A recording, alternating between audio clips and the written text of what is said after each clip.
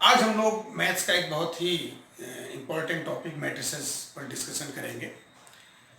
ये हमारा जो टॉपिक है ये मेन और एडवांस में कम से कम एक क्वेश्चन मेन में और एक क्वेश्चन एडवांस में इस टॉपिक पे आना ही आना है। इसलिए सबसे मेन चीज़ ये है कि इसके क्वेश्चन करना इजी होता है। तो इसलिए जो है जो भी स्टूडेंट मेन और एडवांस की तैयारी कर रहे हैं उनको ये टॉपिक ज़रूर अच्छे से स्टडी कर लेना चाहिए, क्योंकि हमारे लिए इसको स्कोर करना इजी होता है, क्वेश्चन आना ही आना है। तो सबसे पहले जो है हम लोग मैट्रिक्स होता क्या है इसको समझने की कोशिश करते हैं।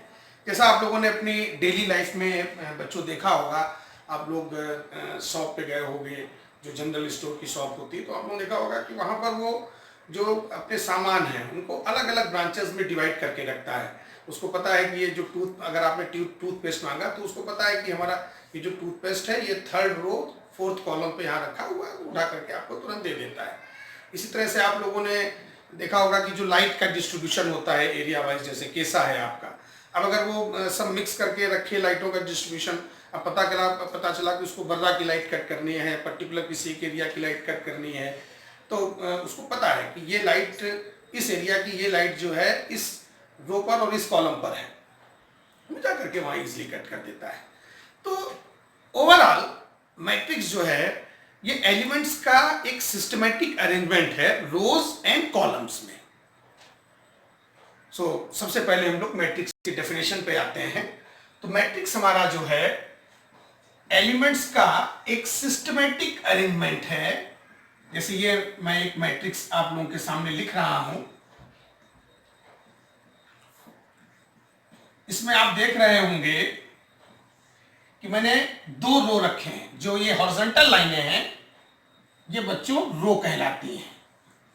ये हमारा फर्स्ट रो है, ये हमारा सेकंड रो है, ये हमारा फर्स्ट कॉलम है, ये हमारा सेकंड कॉलम है और ये हमारा 3rd कॉलम है। तो जो हॉरिजॉन्टल लाइंस हैं these are rows and the vertical lines are columns। तो इस मैट्रिक्स में आप लोग देख रहे हैं कि 2 रो हैं, 3 कॉलम है। तो इसका ऑर्डर हो गया 2 into 3। तो सबसे पहले हम लोग हेडिंग डालते हैं ऑर्डर ऑफ मैट्रिक्स।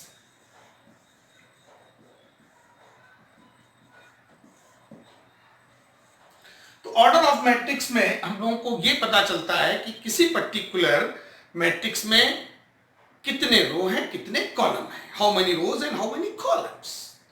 जैसे इस मैट्रिक्स में आप देख रहे हो 2 रो हैं, 3 कॉलम है, तो इसका ऑर्डर क्या हुआ 2 into 3। So the order of matrix will B number of rose into number of columns, number of rows into number of columns। जैसे फॉर एग्जांपल किसी मैट्रिक्स में हमारे पास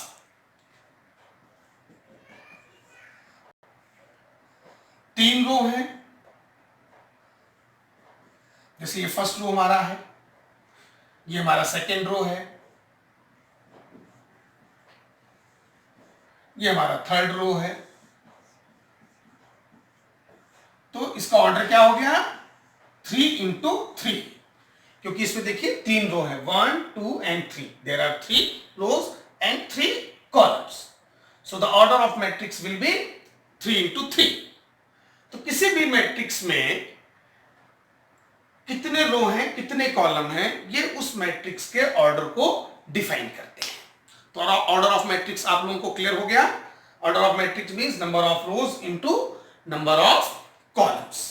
तो अगर किसी रो में सपोज m रो है, n कॉलम है, if any matrix has m rows and n columns, then the order of matrix will be m into n। ठीक। सो फाइनली अब किसी मैट्रिक्स को रिप्रेजेंट कैसे किया जाता है। सपोज किसी रो में 20, किसी मैट्रिक्स में 20 रोज हैं और 30 कॉलम्स हैं। तो इसको अगर हमको शॉर्ट में रिप्रेजेंट करना हो तो हम लोग इस मैट्रिक्स को इस तरीके से रिप्रेजेंट करेंगे।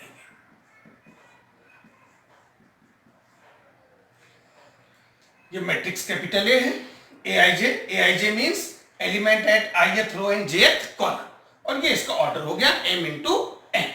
एआईजे means element at ith row and jth column. तो ये हमारा क्या कहलाएगा, सॉर्ट रिप्रेजेंटेशन ऑफ मैट्रिक्स। अब हमको सपोज एक एग्जांपल लेना हो और हमको कोई एक जनरल मैट्रिक्स लिखनी हो जिसमें 3 रोज हैं और 4 कॉलम्स हो। तो एक एग्जांपल हम लोग लेते हैं, ये हमने कैपिटल ए मैट्रिक्स लिया, ठीक, हमने 1 0 2 3 4 1 6 9 3 4 5 10 इस तरह की कुछ एलिमेंट्स लिख दिए। तो डियर स्टूडेंट्स, इसमें कितने रोज हैं, 1 2 3, कॉलम्स कितने हैं, 1 2 3 4। तो इसका ऑर्डर क्या हो गया, 3 into 4, क्योंकि इसमें 3 रोज हैं 4 कॉलम्स हैं। तो order of matrix I think सभी को क्लियर हो गया होगा। मैट्रिक्स का सॉर्ट रिप्रेजेंटेशन कैसे होता है वो भी सभी स्टूडेंट्स को क्लियर हो गया होगा। So now we will come on type of matrices. तो हेडिंग डालें, type of matrices. Type of matrices. Number 1, row matrix.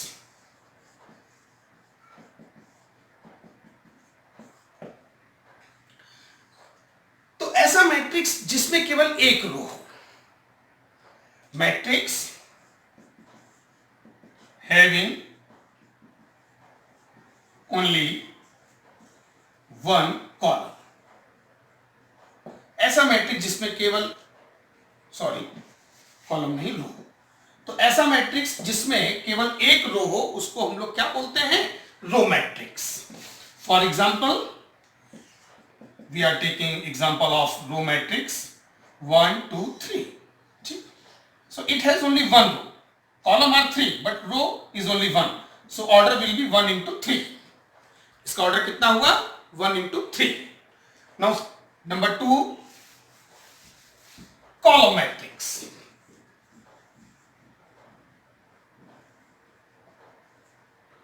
तो कॉलम मैट्रिक्स क्या होगा, ऐसा मैट्रिक्स जिसमें केवल एक कॉलम हो उसको हम लोग क्या बोलेंगे, column matrix. So write down, matrix having only 1 column.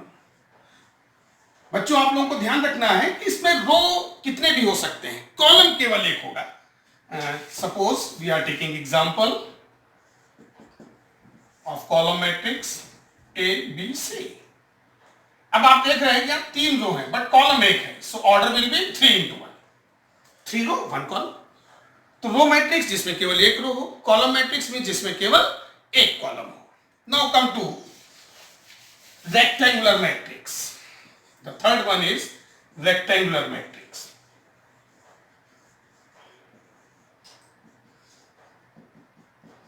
Rectangular matrix, तो ऐसा मैट्रिक्स जिसमें रो एंड कॉलम का जो नंबर है वो सेम ना हो। So matrix having number of rows not equal to number of columns.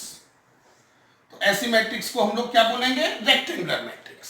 Suppose any matrix has 2 rows and 3 columns, so it will be a rectangular matrix. For example, we are taking this matrix, it has 2 rows and 3 columns, so its order will be 2 into 3. Is that clear? Now number 4, square matrix. Number 4, square matrix. So dear students, square matrix में क्या होगा, ऐसा matrix जिसमें rows and columns का number same हो। Matrix write down having number of rows equal to number of columns, so it is known as square matrix. For example we are taking any matrix having 2 rows and 2 columns, so it will be a square matrix. For example, A1 A2 B1 B2। आप लोग देख रहे होंगे इसमें 2 रो हैं 2 column हैं, तो ये हमारा क्या कहलाएगा, स्क्वायर मैट्रिक्स। जैसे किसी स्क्वायर मैट्रिक्स में 3 रोज हो 3 कॉलम्स हो तो वो क्या कहलाएगा, स्क्वायर मैट्रिक्स। ओवरऑल ऐसा मैट्रिक्स जिसमें रो और कॉलम, चूंकि स्क्वायर मैट्रिक्स का यूज आगे ज्यादा होगा क्वेश्चंस वगैरह में, तो स्क्वायर मैट्रिक्स सबको अच्छे से क्लियर हो जाना चाहिए।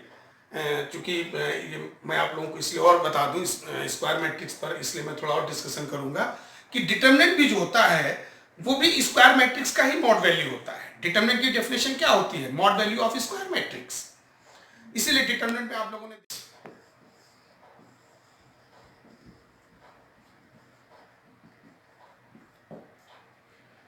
तो ऐसा मैट्रिक्स जिसमें सभी एलिमेंट्स जीरो हो, तो matrix having all elements are zero. Suppose we are taking an example 0 0 0 0 0 0, तो ऑर्डर तो इसका 2 into 3 है और आप देख रहे होंगे कि इसके सारे elements zero, so it is called zero matrix. Number 6,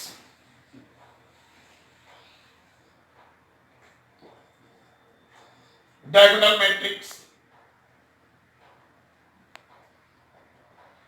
diagonal matrix क्या होता है, तो ये आपका स्क्वायर मैट्रिक्स होता है। सबसे पहले तो आपको ये क्लियर होना चाहिए कि ये एक स्क्वायर मैट्रिक्स होता है।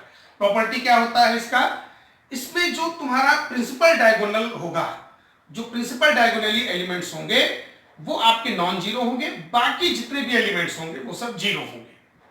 तो ऐसा स्क्वायर मैट्रिक्स जिसका principal diagonally element non zero हो, बाकी सारे एलिमेंट्स जीरो हो, तो उसको हम लोग क्या बोलेंगे, डायगोनल मैट्रिक्स। तो square matrix having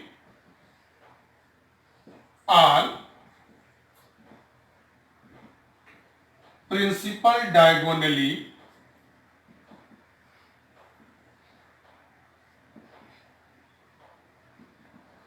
elements are zero,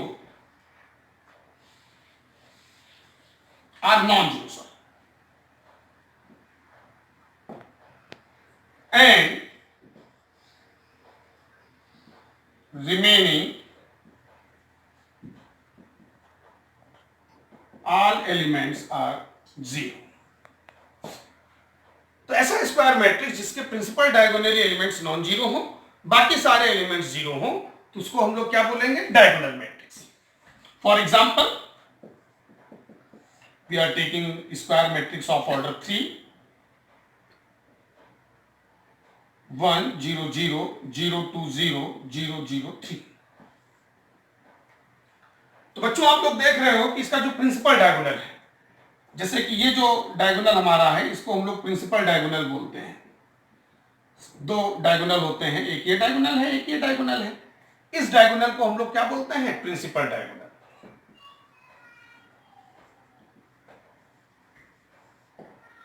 तो आप देख रहे होंगे कि जो प्रिंसिपल डायगोनल एलिमेंट्स 1 2 3, तो ये हमारे नॉन जीरो है। बाकी के जो एलिमेंट्स है, जैसे ये एलिमेंट्स, ये एलिमेंट्स, ये एलिमेंट्स, बाकी के सारे एलिमेंट्स आपको क्या दिखाई दे रहा है, जीरो। तो ये हमारा क्या कहलाएगा, डायगोनल मैट्रिक्स। प्रिंसिपल डायगोनल को थोड़ा सा मैं और एक्सप्लेन करना चाहूंगा। एक्चुअल में जैसे कोई मैट्रिक्स हमारा है, एक स्क्वायर मैट्रिक्स हम लोग लेते हैं,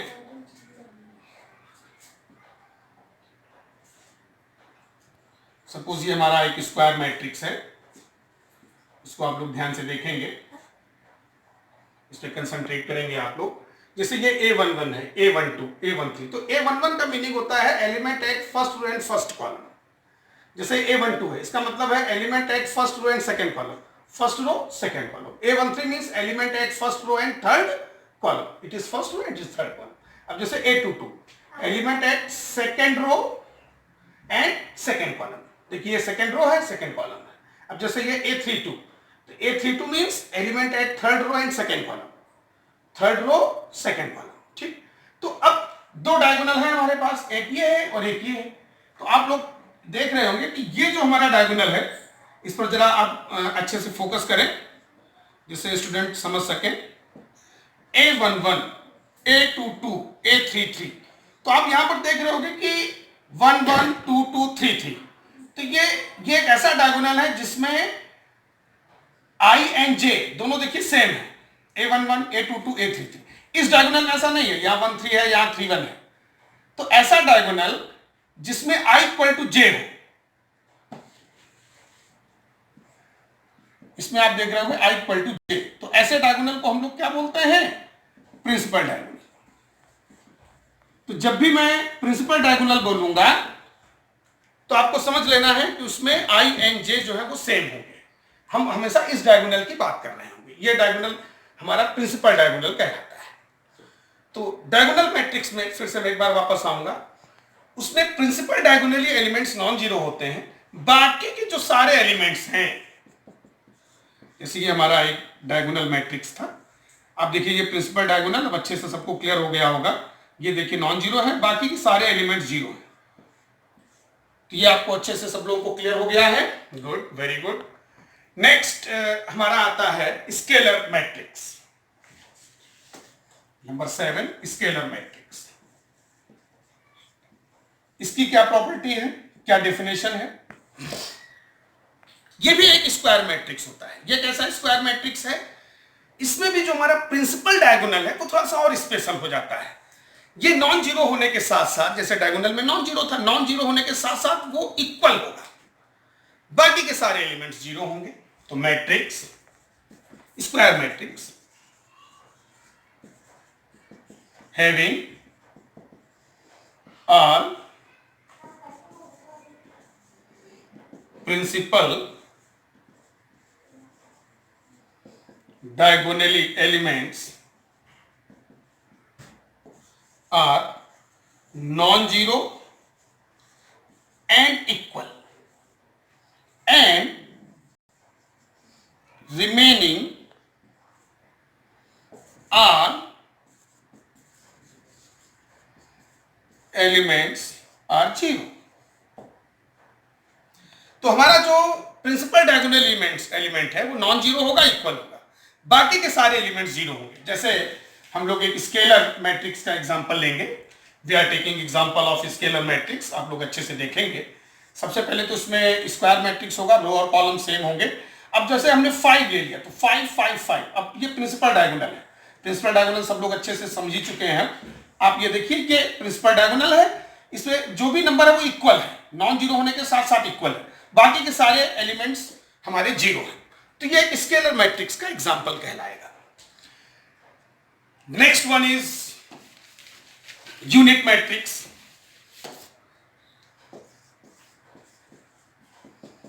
ये थोड़ा सा और स्पेशल हो जाएगा। यूनिट मैट्रिक्स में क्या होता है, ये जो स्केलर में आपने ये जो स्केलर में आपने इक्वल देखा है, ये इक्वल फिक्स हो जाएगा 1 1 1। तो हमारा जो यूनिट मैट्रिक्स है ये भी स्क्वायर मैट्रिक्स होता है, और इसमें जो प्रिंसिपल डायगोनली एलिमेंट्स हैं, इसको थोड़ा सा आप लोग अच्छे से समझेंगे क्योंकि यूनिट मैट्रिक्स का ज्यादा यूज होता है क्वेश्चंस में। तो यूनिट मैट्रिक्स में जो प्रिंसिपल डायगोनली एलिमेंट्स हैं ये सब सेम होकर के 1 हो जाएंगे, रिमेनिंग लोकेशंस यहां भी जीरो होंगी।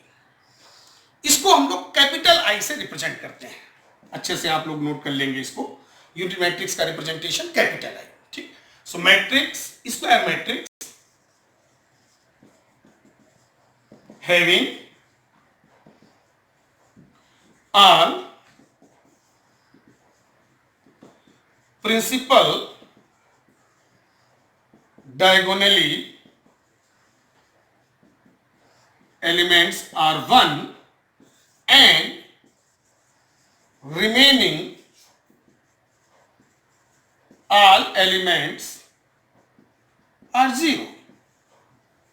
तो इस ऐसा स्क्वायर मैट्रिक्स जिसमें प्रिंसिपल डायगोनली एलिमेंट्स 1 हो, बाकी के सारे एलिमेंट्स 0 हो, उसको हम लोग क्या बोलेंगे, यूनिट मैट्रिक्स। जैसे सपोज हम लोग 2 ऑर्डर का यूनिट मैट्रिक्स लिखना चाहें तो I2 means unit matrix of order 2। तो इसमें 2 रो होंगे, 2 कॉलम होंगे, प्रिंसिपल डायगोनल आपका 1 हो गया, बाकी के एलिमेंट्स आपने 0 0 फिलअप कर दिए। Suppose we are taking unit matrix of order 3, इसको हम लोग I3 से रिप्रेजेंट करेंगे। तो इसमें हमारा जो प्रिंसिपल डायगोनल है 1 1 1 ये हो गया, बाकी के एलिमेंट्स आपको 0 फिलअप कर देने हैं, ठीक। तो यूनिट मैट्रिक्स में क्या होगा कि जो प्रिंसिपल डायगोनली एलिमेंट्स हैं ये 1 हो गए, बाकी के जो भी लोकेशंस हैं आप देख रहे होंगे अच्छे से, बाकी की जो भी लोकेशंस हैं वो सब क्या है, 0। यूनिट मैट्रिक्स को हम लोग कैपिटल आई से रिप्रेजेंट करते हैं। अगर यूनिट मैट्रिक्स का ऑर्डर 2 है तो उसको हम लोग I2 लिखेंगे। यूनिट मैट्रिक्स का ऑर्डर 3 है, ऑर्डर 3 मींस 3 रोज 3 कॉलम्स, क्योंकि आपका डायगोनल, स्केलर, यूनिट ये सब स्क्वायर मैट्रिक्स होते हैं, इसमें नंबर ऑफ रोज और नंबर ऑफ कॉलम्स सेम होते हैं। जैसे I3 मींस 3 रोज 3 कॉलम्स, तो principal diagonally elements unit matrix में 1 होंगे, बाकी के सारे एलिमेंट्स 0 होंगे। तो यूनिट मैट्रिक्स अच्छे से क्लियर हो गया सभी को। Now next one is lower triangular matrix. Number 9, lower triangular matrix. Lower triangular matrix में क्या है, ये भी स्क्वायर मैट्रिक्स होता है। ये किस तरह का स्क्वायर मैट्रिक्स है बच्चों, इसमें जो हमारा प्रिंसिपल डायगोनल होगा, प्रिंसिपल डायगोनल के जो ऊपर के एलिमेंट्स हैं वो 0 होंगे, जो नीचे के एलिमेंट्स हैं वो 0 भी हो सकते हैं और नहीं भी हो सकते हैं। रिस्ट्रिक्शन केवल प्रिंसिपल डायगोनल के ऊपर के एलिमेंट्स पे है। जैसे हम लोग इसमें एक एग्जांपल लेते हैं, ये लोअर ट्रायंगुलर मैट्रिक्स का एग्जांपल है। ये हमारा प्रिंसिपल डायगोनल हो गया, प्रिंसिपल डायगोनल सपोज 1 4 5 हो गया। अब इसके ऊपर का जो लोकेशन है ये दिस वन, ये हमारे 0 हो गए। नीचे वाली जो लोकेशंस हैं उनको 2 0 3, मतलब ये जो नीचे वाली लोकेशंस हैं यहाँ कोई बाउंडेशन नहीं है, इसमें से कुछ 0 कुछ नॉन 0 हो सकते हैं, बट मेन है जो प्रिंसिपल, ये हमारा प्रिंसिपल डायगोनल हो गया, ये आपको अच्छे से ध्यान रखना है। ये हमारा प्रिंसिपल डायगोनल हो गया। प्रिंसिपल डायगोनल के जो ऊपर के एलिमेंट्स हैं वो हमारे 0 होने चाहिए, ये हमारा रिस्ट्रिक्शन इस पे होता है। तो लोअर ट्रायंगुलर मैट्रिक्स आप लोगों को अच्छे से क्लियर हो गया, नोट कर लें आप लोग। Elements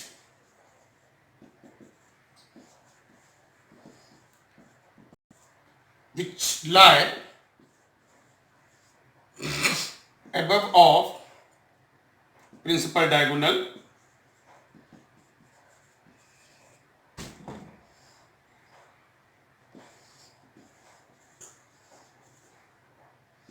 will be 0।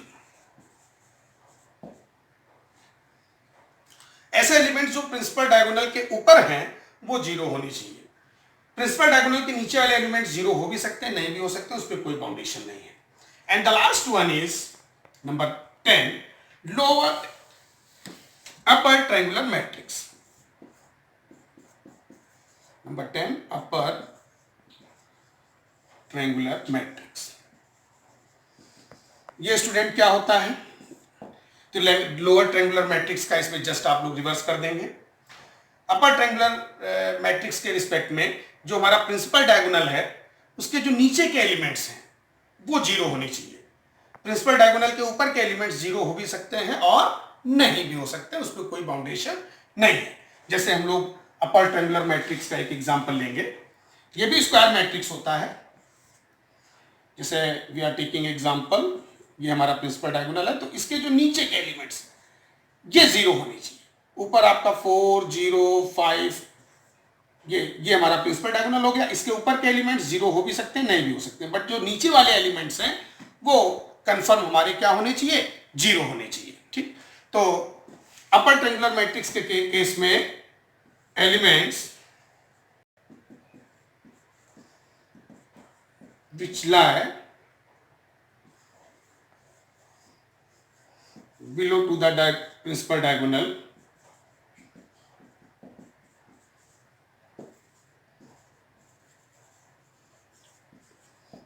will be 0।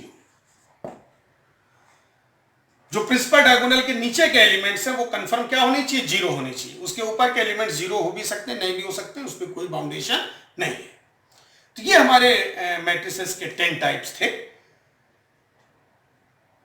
आप लोगों को अच्छे से क्लियर भी हो गए होंगे।